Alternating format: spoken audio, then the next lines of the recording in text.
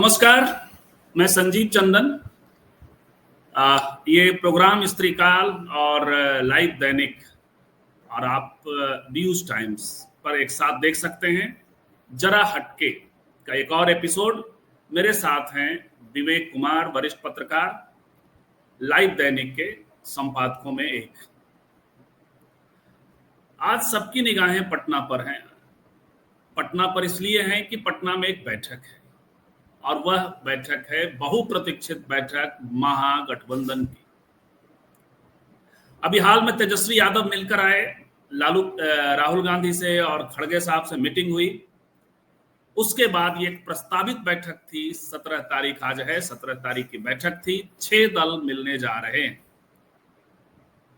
राष्ट्रीय Janata Dal, Congress, CPI, CPIM, CPIML और विकासशील पार्टी मुकेश सहनी की। ये 6 दलों की आज बैठक होने जा रही है और बहुत सारी बातों पर शायद वो लोग चर्चा करें, सीट शेयरिंग से लेकर के तमाम चीजें। लेकिन इसी बीच में एक बड़ा मास्टर स्ट्रोक पहुंचा है झारखंड से। झारखंड से हेमंत सोरेन का। हेमंत सोरेन की ताजपोशी हुई है राष्ट्रीय अध्यक्ष के रूप में झारखंड मुक्ति मोर्चा का, जेएमएम का। और जेएमएम के जो संस्थापक अध्यक्ष हुआ करते रहे हैं गुरुजी, वो अब संस्थापक संरक्षक हो गए। शिबू सोरेन जी की बात मैं कर रहा हूं। तो उसके बाद जब ये नया स्वरूप बना है, नया रिजिम शुरू हुआ है और आप जानते हैं कि बड़े चैंपियन हैं हेमंत सोरेन झारखंड में नहीं, देश में। इंडिया गठबंधन का एक बड़ा चैंपियन। पूरे झारखंड पे पूरी ताकत लगा दी थी बीजेपी ने, पोलराइज करने की कोशिश की थी, झूठ और सच के साथ चुनाव जीतने की कोशिश की थी। लेकिन हेमंत सोरेन चैंपियन रहे, हीरो थे। तो वो हीरो अब सीमा पार करना चाहता है। अब चाहता है कि जेएमएम चुनाव लड़े बंगाल में, उड़ीसा में, जो झारखंड से सटे हुए राज्य हैं, और बिहार में। बिहार से जो झारखंड से जो सटे हुए जिले हैं, भागलपुर, पूर्णिया, जमुई, उधर चतरा वगैरह भी है, उन सब जिलों में पार्टी ने तैयारी करने की योजना बनाई है और बिहार विधानसभा का चुनाव लड़ने का संकल्प लिया है। तो बिहार विधानसभा के चुनाव में यदि जेएमएम उतरती है तो कितनी सीटों पे लड़ेगी, क्या अकेले लड़ेगी? क्योंकि झारखंड में राष्ट्रीय जनता दल महागठबंधन में शामिल है। इस राष्ट्रीय जनता दल के कोटे से एक मंत्री भी हैं और 6 विधानसभा सीटों पर राष्ट्रीय जनता दल ने चुनाव लड़ा था। तो अब जब हेमंत सोरेन, जो इंडिया गठबंधन के हीरो रहे, तमाम तरह के दमन, अत्याचार और तमाम तरह के पोलराइजेशन के प्रयासों के बावजूद झारखंड का चुनाव जिता कर लाए थे, वो अब जब बिहार में आएंगे तो उन्हें कितनी सीटें चाहिए? कितना कंफर्टेबल होंगे रे तेजस्वी यादव? क्या तेजस्वी यादव का वो हाथ बनेंगे या मुश्किलें बनने वाले? क्या सब है, इस पर हम अगले आधे घंटे 40 मिनट में बातचीत करेंगे। और बातचीत करेंगे कि जब गुरुजी के समय से जेएमएम अब दूसरे दौर में प्रवेश कर रहा है तो उसकी राजनीति कितना बदलेगी या कंटिन्यूटी में रहेगी, क्या सब होगा, इस पर हमारे साथ बातचीत करने के लिए फिर से विवेक जी आपका बहुत बहुत स्वागत है। आप रांची में बैठे हैं और बहुत क्लोज आइज, खास करके लाइव दैनिक जो आप दर्शक देखना चाहें देख सकते हैं, झारखंड के समाचारों के लिए, खबरों के लिए। विवेक जी, तो ये झारखंड का हीरो, मैं हीरो ही कहूंगा, चैंपियन कहूंगा, क्योंकि बड़ी बड़ी कोशिश हुई थी धूल चटाने की, लेकिन संभव नहीं हुआ और धूल चटाया उन्होंने मोदी, अमित। तो अब वो बिहार आने वाले। हम और बातें बाद में करेंगे कि जेएमएम का क्या के स्वरूप में क्या बदलाव होगा, गुरुजी के टाइम का और गुरुजी के योगदानों का, और हेमंत सोरेन पे भी बात करेंगे।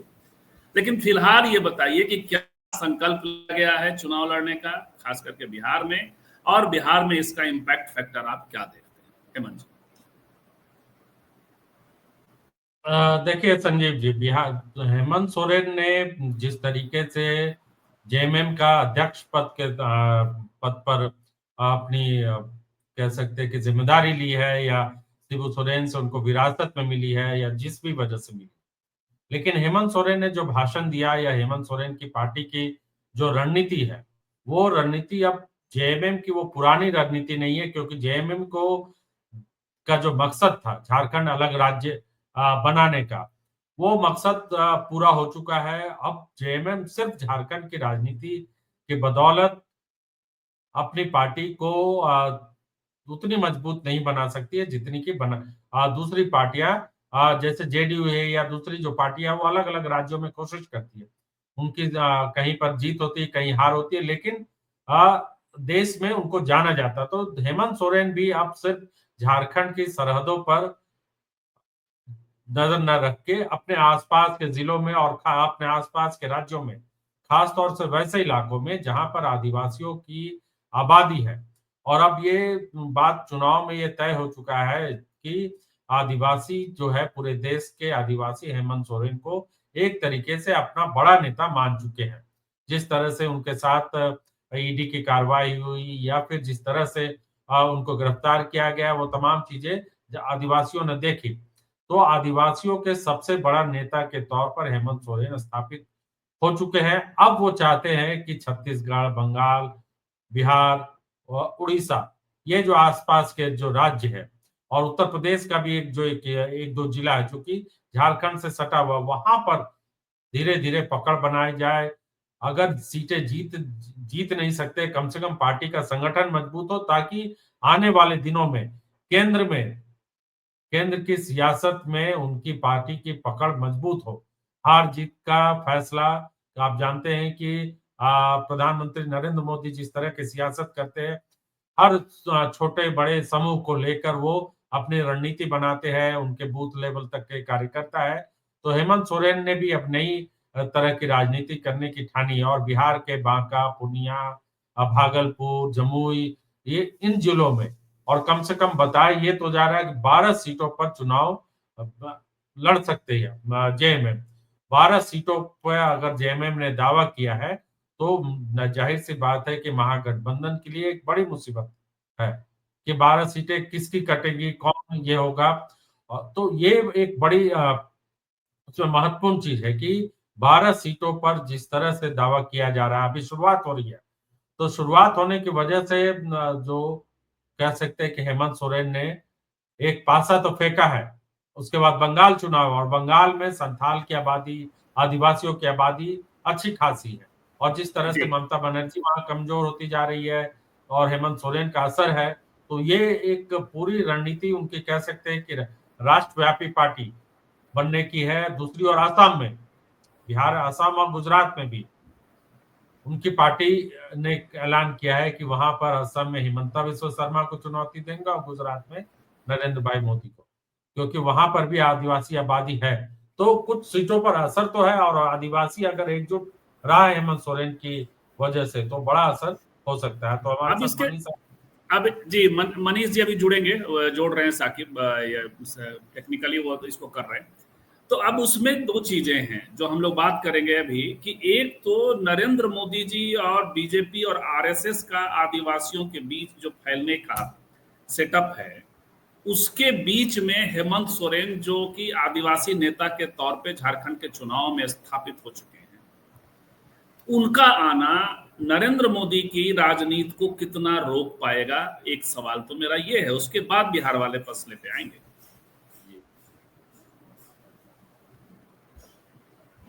जी एक बार सवाल दोहराएंगे संजीव जी।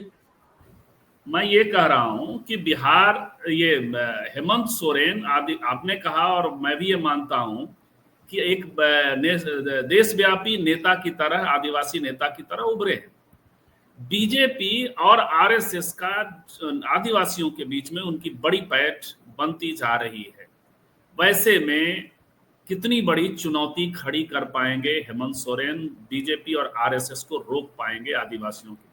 इस तो उसको पहला, ये पहला सवाल, उसके बाद हम बिहार वाले प्रसंग पे और आएंगे। देखिए, देखिए, अब हेमंत सोरेन की खास बात यह है कि वो जिस हमारे तरीके साथ से मनीष जी जुड़ चुके हैं। विवेक जी, मनीष जी आपका बहुत बहुत स्वागत है, वरिष्ठ पत्रकार और लाइव दैनिक के संस्थापक संपादकों में। जी विवेक जी। देखिए, हेमंत सोरेन के साथ सबसे बड़ा एडवांटेज है उनका जेल जाना, और जिस तरह से उनकी रणनीति रही 2024 के चुनाव में, और जब वो जेल गए और उसके बाद उनका असर देखने को मिला, तो आरएसएस का असर पिछले कई वर्षों से आरएसएस कोशिश कर रहा है, लगभग 40-50 दशक से यहाँ पर रांची, झारखंड में तो खास तौर से वनांचल अभियान के तौर पर, या फिर स्कूल खोलकर, या आदिवासी इलाकों में गीता रामायण और तरह तरह की जो धार्मिक पुस्तकें बांटकर सामाजिक कार्य करते हुए। लेकिन आरएसएस को लेकर अभी भी आदिवासी अपने आप को सहज महसूस नहीं करता है।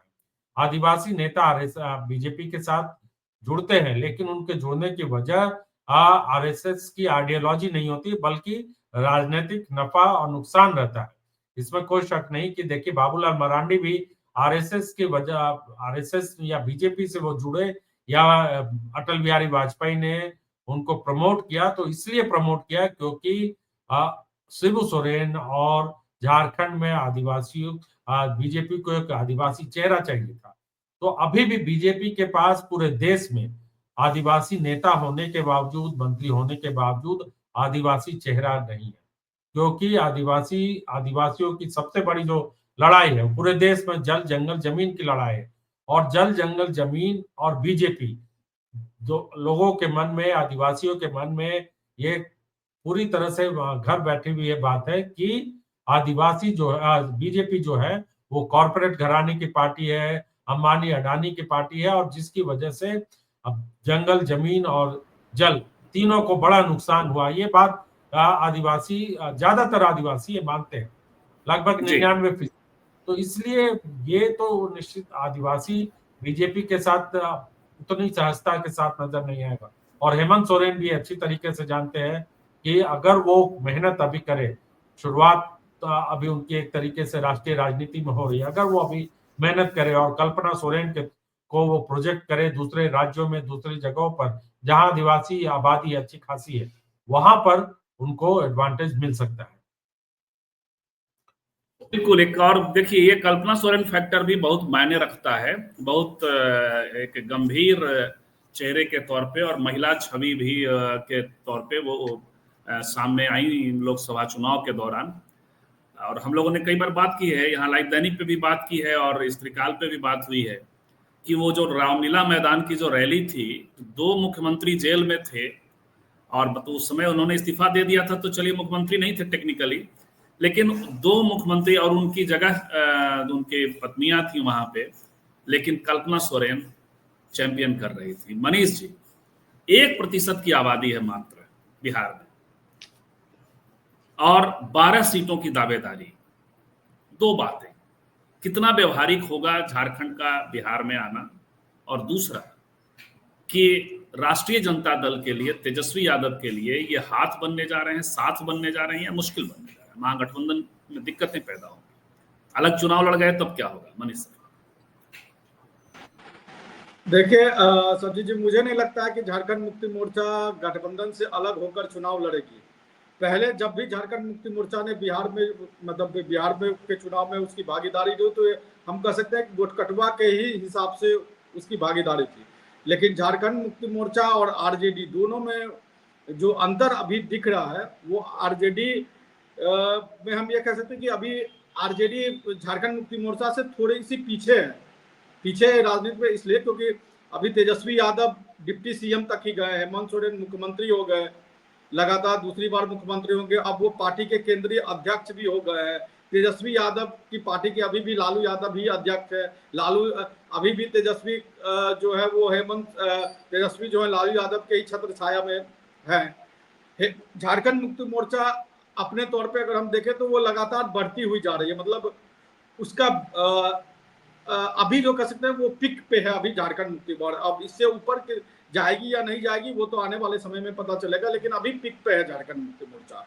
झारखंड में भी उसकी लोकप्रियता है, और झारखंड के बाहर आदिवासी क्षेत्रों में, और कल्पना सोरेन और हेमंत सोरेन के आदिवासी राष्ट्रीय स्तर के आदिवासी नेता के रूप में उभरे हैं, उसमें कोई दो राय नहीं है। इसमें आपको अभी जो अधिवेशन, राष्ट्रीय अधिवेशन झारखंड मुक्ति मोर्चा का, उसमें तमाम अलग अलग राज्यों से प्रतिनिधि है, गुजरात से भी है, जो कि जहाँ पर भी अच्छी खासी आदिवासी आबादी है।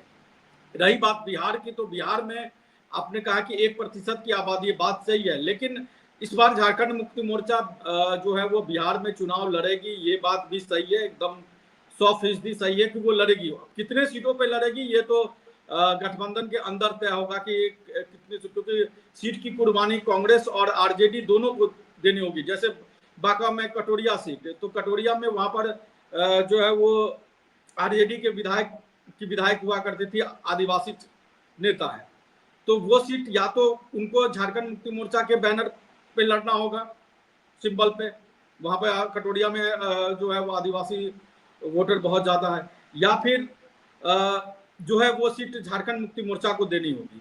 तो ऐसा कई बार होता है गठबंधन में, जो है वो लोगों को पार्टी बदल लेना पड़ता है। जैसे राधा कृष्ण किशोर जो है वो झारखंड में कांग्रेस के सिंबल पर जाके कांग्रेस से चुनाव लड़े, आरजेडी में थे, आरजेडी को चले गए, तो ऐसा होता है। अभी झारखंड मुक्ति मोर्चा ने 6 जिलों पर फोकस किया है, अभी जो राष्ट्रीय अधिवेशन हुआ उसमें 6 जिलों को फोकस किया है, और उस 6 जिलों में उसकी कोशिश है कि हर जिले में एक सीट कम से कम, ऊपरी तौर पर कहा जा रहा है कि भागलपुर, जमुई, कटिहार, पूर्णिया और 2 जिले हैं जी, किशनगंज, बांका जी। तो लेकिन मुझे लगता है कि जो 6 जिले पर इन लोग की एक तरह से, जैसे आरजेडी ने बार्गेनिंग करना शुरू किया था, जिसको राजनीतिक बार्गेनिंग कहते हैं झारखंड में, वो कहीं ज्यादा सीटों से किया था, घटते घटते वो 6-7 सीट पर आए। तो इन्होंने भी 12 से शुरू किया है, ऊपरी तौर पे 6 सीट अगर कहा जाए तो 6 सीटों पर ये तैयारी कर रहे हैं। लेकिन हो सकता है कि इसमें संख्या कम होगी, हो सकता है कि 6 सीट भी हो, 5 सीट भी हो, 3 सीट भी हो, 4 सीट, लेकिन जी। आपको कोई सूचना है क्या कि अभी उन्होंने पार्टी के अपने स्तर पे घोषणा की है, या कोई संवाद भी हुआ है, कोई चैनल खुला है? नहीं, संवाद तो, अब संवाद की बात हम नहीं कह सकते कि संवाद हुआ है, संवाद होगा, लेकिन तेजस्वी की मजबूरी भी है कि आपको हेमंत सोरेन को आपको लेकर चलना होगा। झारखंड के भी प्रदेश में अभी हेमंत सोरेन बहुत मजबूत स्थिति में किसी एक पार्टी के बैसाखी पर नहीं है, चाहे वो आरजेडी हो या कांग्रेस हो, और दोनों के वोट बैंक लगभग एक जैसे हैं, और तेजस्वी यादव को हेमंत सोरेन के आने से फायदा होगा, झारखंड बिहार में नुकसान नहीं हो सकता है, क्योंकि हेमंत सोरेन कुछ आदिवासी वोट को अपनी तरफ खींच सकते हैं। महिला कल्पना सोरेन अगर मान के चलिए वहां प्रचार करती है, तो कुछ महिला वोटर भी, कुछ हद तक जो कि महिला वोटर बीजेपी और जेडीयू के करीब माना जाता है, उसको भी खींच के ला सकती है। तो ये फायदा, अगर झारखंड मुक्ति मोर्चा गठबंधन के तहत चुनाव लड़ती है, तो वहां पर गठबंधन को फायदा हो सकता है, नुकसान नहीं हो सकता है। जैसे कि आरजेडी अगर झारखंड में चुनाव लड़ी तो उससे फायदा हुआ, गठबंधन को नुकसान नहीं हुआ।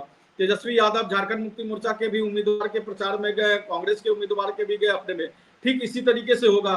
एक अगर आप हेमंत सोरेन को 2, 3, 4, 5, 6 जो भी सीट ये लोग तय कर, अगर उतने सीट देंगे, तो सिर्फ उतने सीट पर ही हेमंत सोरेन या कल्पना सोरेन नहीं मेहनत करेंगे, उनसे ज्यादा सीट पर मेहनत करेंगे। और आपके पास आरजेडी के पास स्टार प्रचारक के रूप में सिर्फ तेजस्वी यादव है, कांग्रेस के पास कुछ भी नहीं है। राहुल गांधी आके यहाँ 10-20 सभा नहीं करने वाले हैं, या प्रियंका गांधी आके नहीं करने वाली है। जो चुनाव होगा वो सिर्फ तेजस्वी यादव के कंधे पर होगा। लालू यादव को भी स्वास्थ्य को लेकर समस्या है, तो वो भी नहीं होंगे। तो एक अकेला तेजस्वी यादव कितनी सभाएं करेगा? झारखंड में 81 सीट में ये स्थिति हो गई कि 100 के करीब कल्पना सोरेन को, 100 के करीब हेमंत सोरेन को सभा करनी पड़ी। और बिहार में अगर 243 सीटों में कितना तेजस्वी यादव, कितने, अगर एक विधानसभा क्षेत्र में भी अगर करे तो कम से कम 250 जो है, एक विधानसभा क्षेत्र में भी तेजस्वी यादव अगर रैली करेंगे तो करीब 250 तेजस्वी यादव को रैली करनी होगी।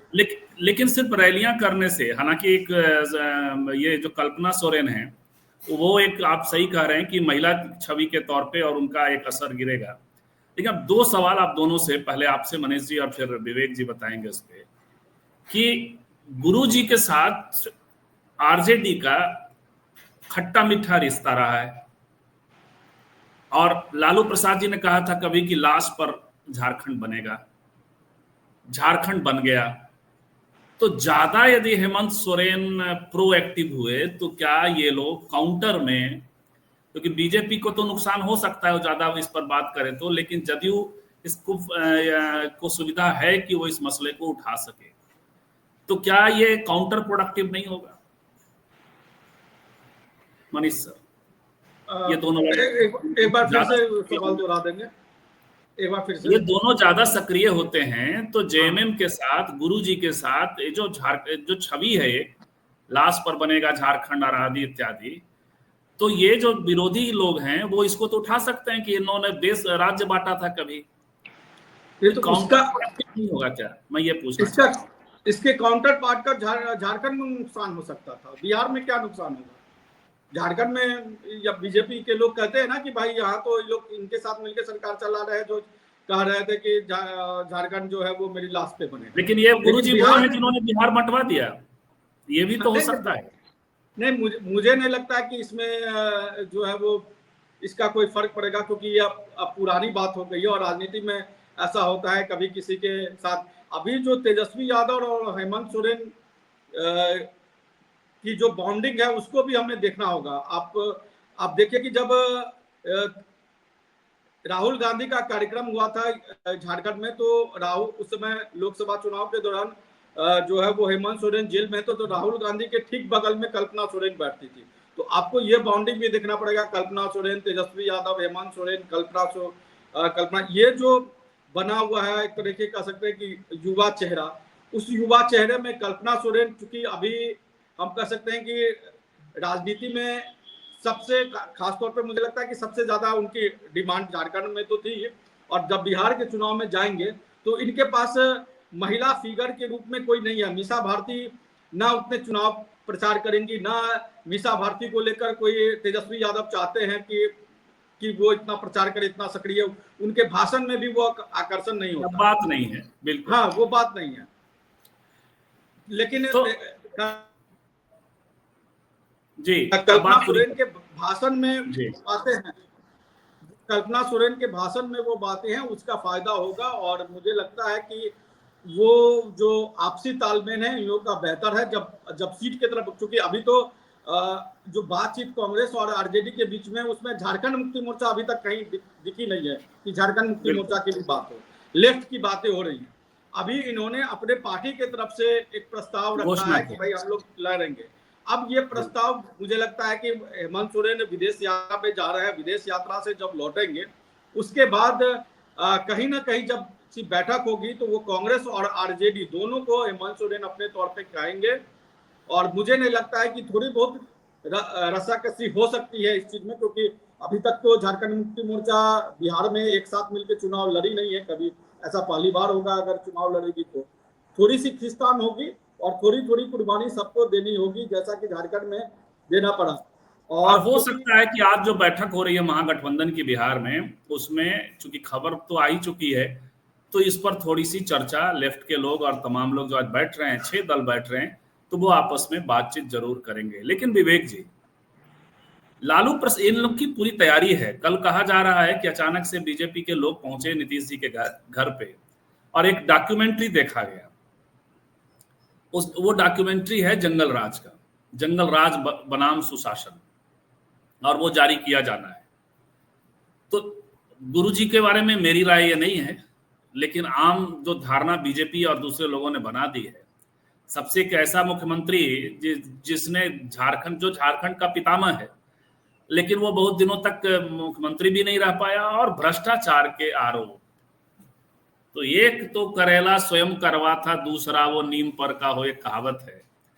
तो लालू जी की भी छवि जो बनाई गई है, और जो इनकी, तो नुकसान नहीं होगा क्या? बीजेपी को एक और मुद्दा मिल जाएगा विवेक जी?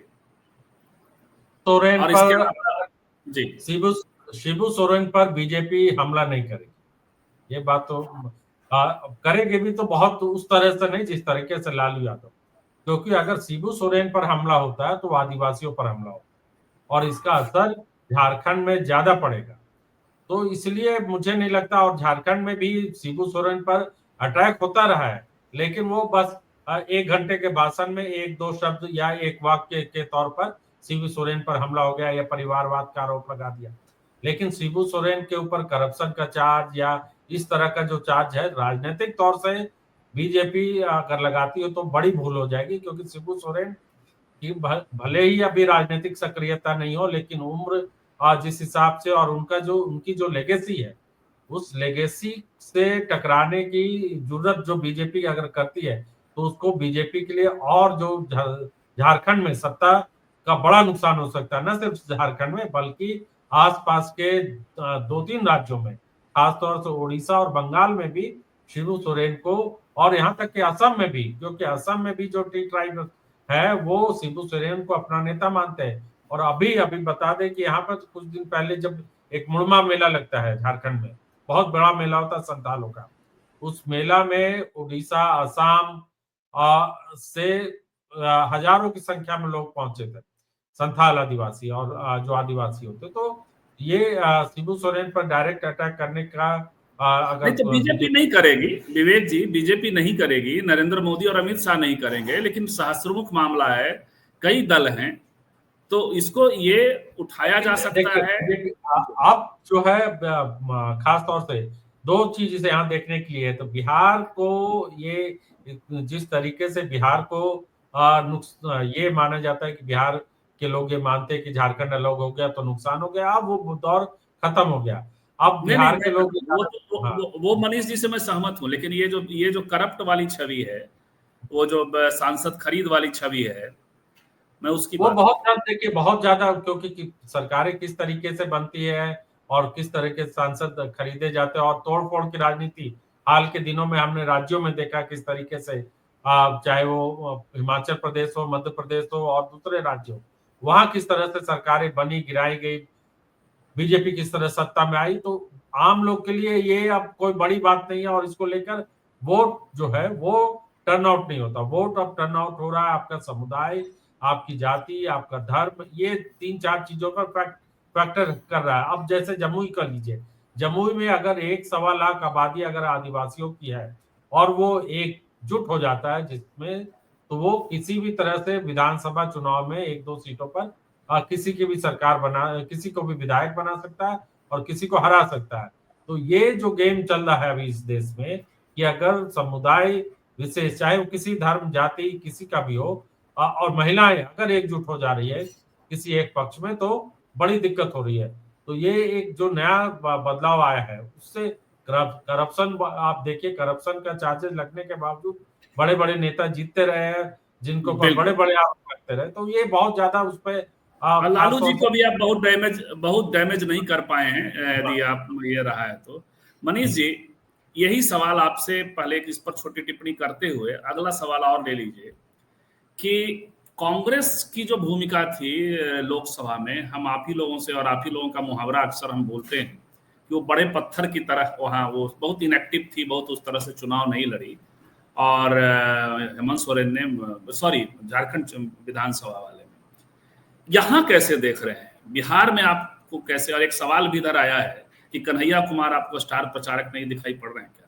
हालांकि कल बहुत बड़ा प्रदर्शन था सोनिया गांधी के मसले पे, कन्हैया कुमार फिर बिहार से गायब थे, पटना से गायब थे। वो आते हैं, वो अपना सोलो कुछ करते हैं और निकल लेते हैं। जी हेमंत जी, पहले गुरुजी वाले सवाल पे जो विवेक जी सब ने किया था कि करप्शन वाला उठा लिया जाएगा, तो दूसरा ये बिहार में क्या देख रहे हैं कांग्रेस का रोल? देखिए, अगर करप्शन इशू होता तो झारखंड चुनाव में आपने कितनी बार, जो हेमंत सोरेन कुछ दिन पहले ही जेल से छूट के आए थे, तो हेमंत सोरेन का जिक्र भी उस बीजेपी के सभाओं में नहीं हुआ कि एक आदमी जेल से छूट के आया है। और देखिए, तो जो मुद्दा झारखंड में के चुनाव में नहीं बन सका, वो बिहार के मुद्दा में क्या बनेगा? वहां आरजेडी पर तेजस्वी यादव और लालू यादव पर अटैक हो सकता है, लेकिन शिबू सोरेन या हेमंत सोरेन को लेकर बिहार के चुनाव में अटैक होगा, ऐसा मुझे नहीं लगता। और आप देखेंगे कि जैसा विवेक जी ने बताया कि शिबू सोरेन का मतलब इतना ज्यादा राजनीतिक यहाँ पर, मतलब एक तरीके से कहे तो उनको पितामह की भूमिका दोनों तरफ से दी जाती है। और कि अभी विधानसभा का सत्र पिछले महीने चल रहा था, तो उसमें भी एक बार भी शिबू सोरेन को टारगेट नहीं किया गया, जब भी उनके झारखंड अलग होने का जिक्र भी हुआ विधानसभा में अलग चर्चाओं के दौरान, तो उसमें कहा गया कि हाँ, ये बात सही है कि शिबू सोरेन के संघर्ष से हमें झारखंड मिला, लेकिन अटल बिहारी वाजपेयी प्रधानमंत्री थे, उन्होंने दिया। तो शिबू सोरेन की भूमिका को कहीं से भी बीजेपी साइड नहीं कर सकती है, न कर रही है। तो उसका बिहार में उसके पास बहुत पसंदीदा कैरेक्टर है तेजस्वी यादव, लालू यादव, वो उन्हीं के आसपास रखेगी।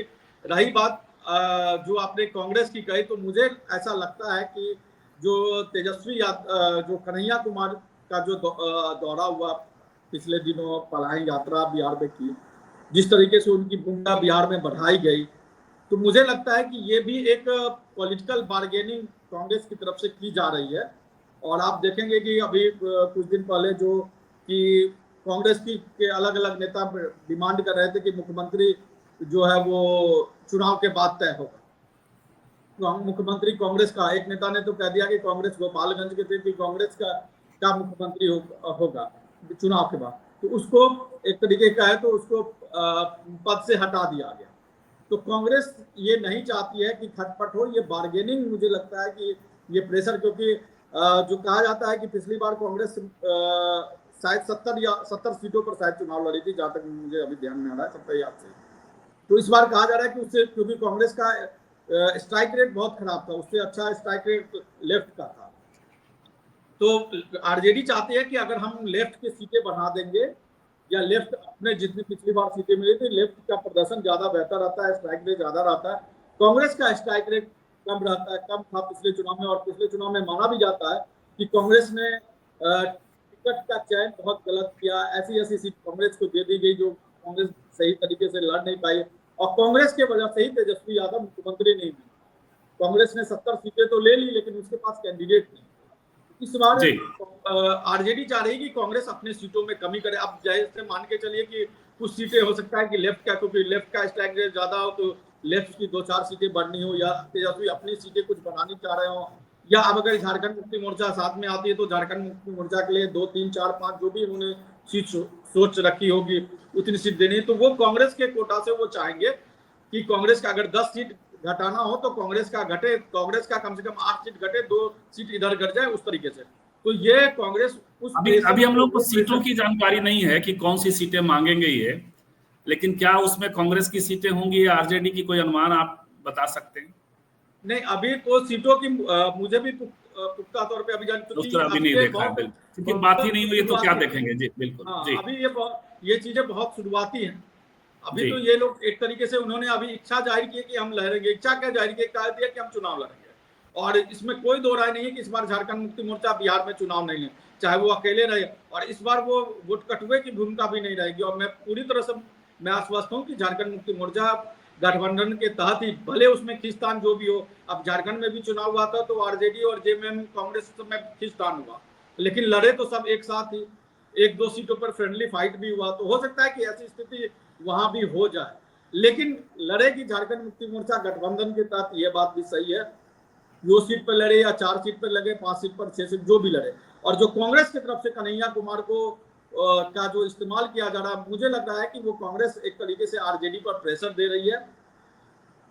याद है कि पिछली बार जब लोकसभा चुनाव में कन्हैया कुमार खड़े हुए थे तो आरजेडी ने वहां से तनवीर हसन को उम्मीदवार अपना बना दिया था, और कन्हैया कुमार हार गए थे। हालांकि उनके खड़े होने से फर्क नहीं पड़ा, लेकिन वो हार गए। बिल्कुल, उससे दुगना तो उनको वोट आया था, वो हार गए थे। लेकिन ये सारा ये सब कुछ करते हुए हेमंत सोरेन को कहना पड़ गया था कि हमें सभी पार्टनर्स को लेकर के लड़ना पड़ रहा है, सबका काम हमें ही करना पड़ रहा है। इस आशय का कोई स्टेटमेंट दिया था मनीष जी, यदि आपको याद है तो ऐसा ना हो कि ज्यादा जोगी मठ उजाड़।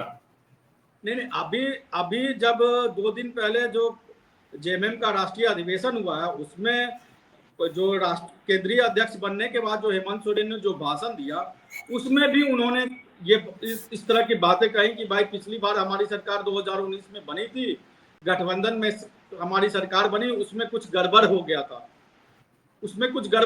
जो सरकार हम लोग ठीक से चला नहीं पाया, विधायकों को लेके इधर उधर भागना पड़ रहा था कुछ चीजें। तो वो मानते हैं कि पिछली बार जो बनी 2019 में जो सरकार बनी, जो विधायक चुन के आए, उसमें कुछ गड़बड़ हुआ था, वो उतना बेहतर परफॉर्म नहीं कर पाई, ये हेमंत सोरेन भी मानते हैं। इस बार वो चाह रहे हैं कि बेहतर परफॉर्म, क्योंकि पिछली बार हेमंत सोरेन के जेल जाने का मामला हो या फिर कोरोना का मामला, इन सब मामलों पर वो एक तरीके का है तो वो उनके लिए ढाल की तरह था। लेकिन इस बार ऐसी स्थिति परिस्थिति नहीं है, इस बार उनको हेमंत सोरेन को जो है अच्छा प्रदर्शन करके दिखाना होगा और चीजें धीरे धीरे मुझे लगता है कि अच्छे प्रदर्शन की तरफ अभी जैसे नियुक्तों को लेकर जिस तरह का मामला फंसा हुआ था उसको भी धीरे धीरे सॉर्ट आउट किया जा रहा है, कैलेंडर जारी किया गया है नियुक्तियों को लेकर।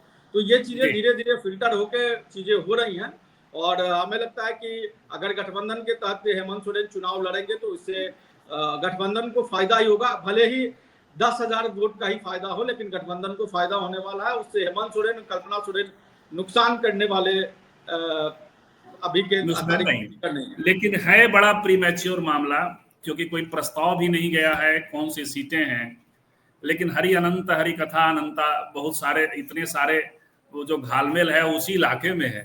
विवेक जी, पूर्णिया में, ये आखिरी सवाल होगा आज का, पूर्णिया में पप्पू यादव भी हैं, बेचारे पप्पू यादव, पता नहीं उनके साथ क्या हो रहा है।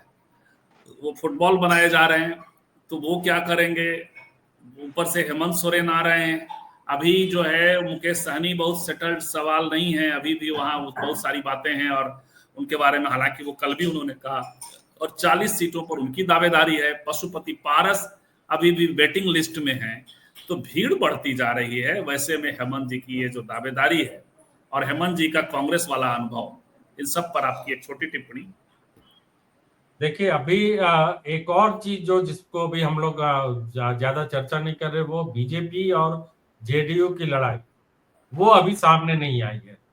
बीजेपी हर हाल में जिस बार बिहार में अपना मुख्यमंत्री बनाएगी, चाहे जिस भी कीमत पर हो, तो जेडीयू और बीजेपी का झगड़ा तब शुरू होगा जब सीटों का बंटवारा का ऐलान होगा, एलजेपी उसके साथ किस तरह से, तो वो असर रहेगा। और उस वक्त अगर हेमंत सोरेन आदिवासी वोटर्स को लेकर अगर हेमंत सोरेन बार्गेन करने में तैयार हो जाते हैं, मदद करने के लिए तैयार हो जाते हैं, तो महागठबंधन को फायदा पहुंचेगा। तो ये अब महागठबंधन की ओर ये फैसला लेना है तेजस्वी यादव को, राहुल गांधी को, कि किस तरीके से हेमंत सोरेन के पास चाहे वो 10 लाख 5 लाख वोट की क्यों ना हो, उसको एकजुट करने में कितनी कामयाबी वो हासिल कर पाते हैं। तो हेमंत सोरेन को आप भले ही उनका 1% वोट हो, लेकिन जिस इलाके में 1% वोट है, वहां पर अगर एक वोट वो एकजुट करवा लेते तो वो नुकसान कर सकते हैं बीजेपी और जेडीयू गठबंधन को, और इनको फायदा कर सकते हैं। लेकिन इसमें यह है कि कांग्रेस अपनी लालच कितना छोड़ पाती है और तेजस्वी यादव की पार्टी अपना जो कितना झुक सकती है आरजेडी, ये भी एक देखने वाली बात जी। ये बिल्कुल अभी बहुत सारी चीजें सवालों का पिटारा है, और सवाल जो है समय के गर्त में बने हुए हैं। कल सुबह हम लोग अक्सर विश्लेषण करते हैं, कयास नहीं लगाते और ये नहीं कहते कि पोलो रोड वाले नेताजी ने आज मुलाकात कर ली है, सरकार चली जाएगी। न मनीष जी की ये फितरत है, न विवेक जी की, न संजीव चंदन की, न लाइव दैनिक की, न स्त्री काल की। हमारी फितरत है कि जो खबरें आती हैं, जो बनती हैं, कल भी हमने सुबह 11 बजे बात की थी कि तमिलनाडु में स्टालिन ने मास्टर स्ट्रोक चल दिया है, मुश्किल होगा एआईडीएमके के लिए, और शाम तक गठबंधन टूट गया। इतना सटीक विश्लेषण कल हम लोगों ने जब ये किया था, क्योंकि जो मास्टर स्ट्रोक था वो जबरदस्त था। एआईडीएमके के ही पहलू से लाया गया था ऑटोनॉमी का मामला, और अब हेमंत सोरेन जो हम लोग कर रहे हैं विश्लेषण, मुझे लगता है चीजें उसी दिशा में घटित होंगी। विवेक जी और मनीष जी, आप जुड़े, आप सबका बहुत बहुत धन्यवाद। आज चूंकि अब ये लाइव दैनिक पे भी प्रसारण है और स्त्रीकाल पे भी प्रसारण है, आज इधर एंकरिंग वाले हमारा होस्टिंग हमारी तरफ है, अदरवाइज आमतौर पे होस्ट लाइव दैनिक के लिए विवेक जी और मनीष जी होते हैं। आप सबका बहुत बहुत धन्यवाद, आपकी ओर से मुझे धन्यवाद, और जितने आउटसाइड पैनलिस्ट थे सबको धन्यवाद। नमस्कार, मिलते हैं फिर 11:10 पर कल, और रात में रिवर्स टॉक के लिए 9 बजे।